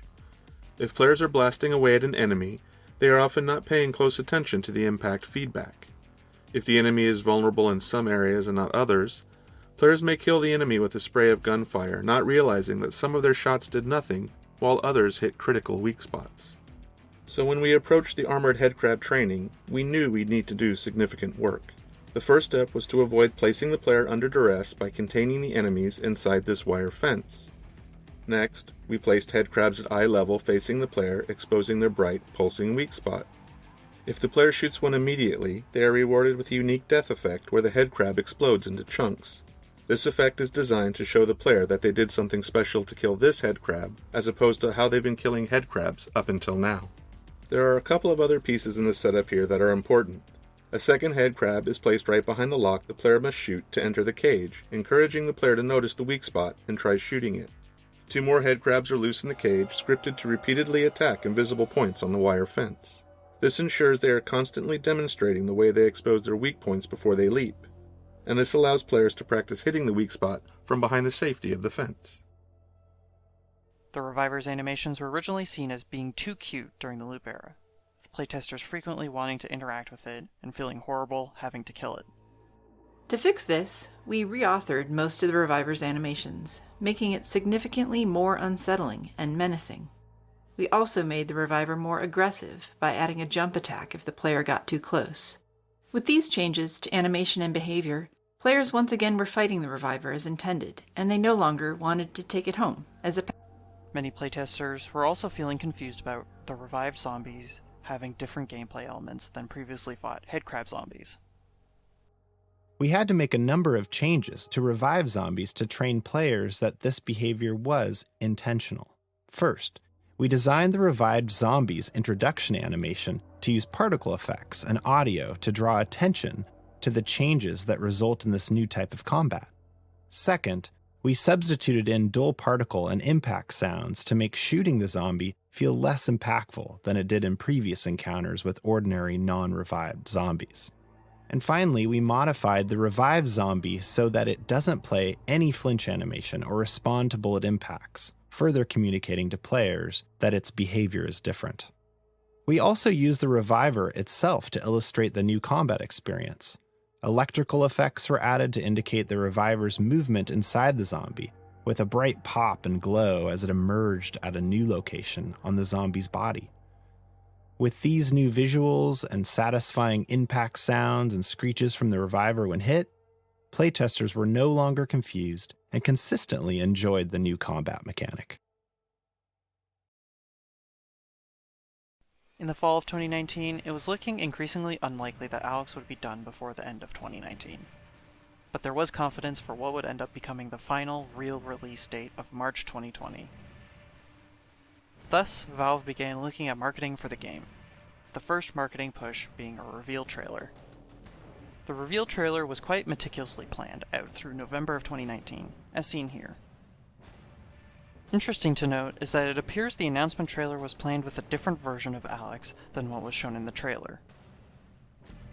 And in the instance of G-Man's scene, it appears that they used a screenshot from Half-Life 2 to represent that moment. The biggest difference between the planning board, the trailer, and the retail game is this scene near Russell's lab.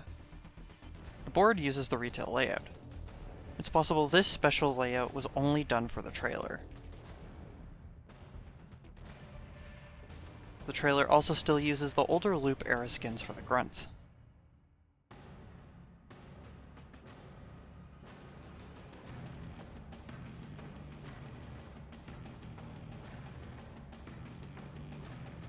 A specific animation for G-Man seen at the end of the trailer was created for his model. This is the room featured in the very first shot of the Half-Life Alyx announcement trailer. It's not an obvious choice for that use. The room is dark, not particularly colorful, and it's a pretty pedestrian corridor. Cleaning supplies and laundry baskets are not in themselves attention grabbers. But we chose this scenario because it very effectively demonstrates the excitement and tension that we thought was typical of the game. All game trailers require careful design. Conveying a game's core experience in just a few moments is tricky, even at the best of times. But we believe the Half-Life Alyx trailer had to work harder than most to meet a particularly difficult and uncommon set of challenges. We had kept the existence of the game under wraps, so shipping the trailer was going to be the first time in 13 years that Valve had shown any work on Half-Life. On top of that, the trailer had to quickly communicate that Valve had chosen to make the next installment of Half-Life a VR game. And although we were very confident in the decision to make a VR game, and in the quality of what we had built, we still worried that revealing those decisions to the world might cause even our most loyal fans to make their own decision, that we had truly lost our minds. Those of us working on the trailer knew it had to make people so excited that they could put those worries aside. The trailer also had to clearly convey that the game was not Half-Life 3, meaning that it did not take place after the events of Episode 2. Half-Life Alyx was, instead, a prequel of sorts, occurring between the events of Half-Life and Half-Life 2. In addition, the trailer had to show depth, variety, familiar characters, and enough novelty and surprise to get across to the viewer that this was really and truly a full-fledged installment in the Half-Life series, not a small VR experiment or a spin-off. This was a tall order, but the entire game team rallied around the effort because everyone understood the value of the work. We're just as proud of the result we achieved in the trailer as we are of any other part of Half-Life Alyx. By the time of the 3 Locomotion gameplay trailers, the game looked and played largely the same as the retail title. For example, the Combine sported their retail skins. Some enemy placements were different in these trailers, though it is unknown if this was for the sake of these trailers or whether these were intended for the game and then changed after the trailers. Claire Hummel would also help create concepts for some of the marketing art, including the game's cover. To help advertise Half-Life Alyx, 2 Steam VR home maps based on the map with Russell's lab were released. There are some gameplay and environment differences for the exterior alleyway map. For starters, anything connected directly to the plot of the game was removed, so the crash truck is gone, and the ladder up to Russell's hideout is also gone. The alleys leading to the playground have had barriers removed, and one of the doors leading into the garage is blocked. This map also includes a cut texture above Russell's lab. This same texture can also be seen in this screenshot of the tenements past the Northern Star.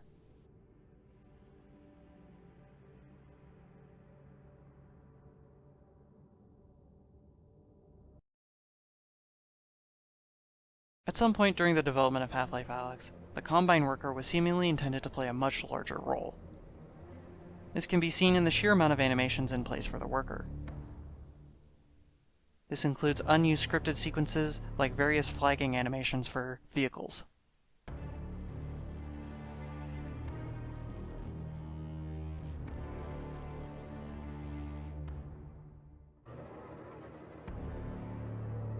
They were also at one point able to be seen without their helmet on, based on the cut head texture named Worker Bob Head.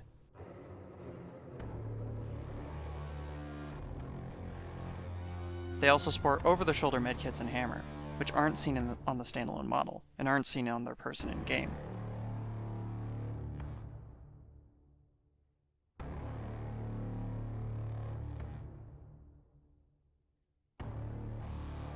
In a similar vein, the hazmat worker was also likely going to be somewhat more active, as walking and running animations have been assigned to its model.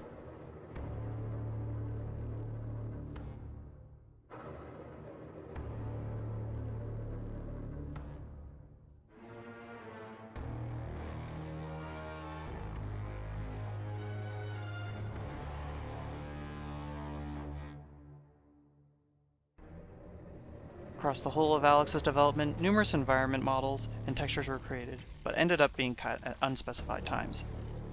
In this image, this model of the police barricade features the word police on it. A version of this model exists in the game, but it lacks that physical sign, even though the police text still exists in the material file. The game features numerous electronics referred to as monitors. These 8 in the top right here were also not included in the game. Although hard to tell, these other 2 also don't appear to have made it into the game.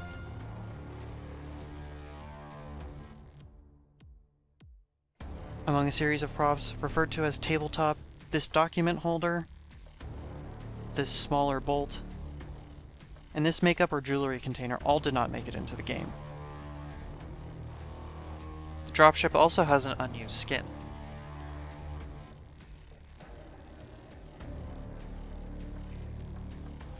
A Zen lifeform known as a jelly bobber was also made, and cut from the game as well. It has animations for flying, but it doesn't appear in the game itself. It does get used as a hammer editor entity for pigeons early on in the game,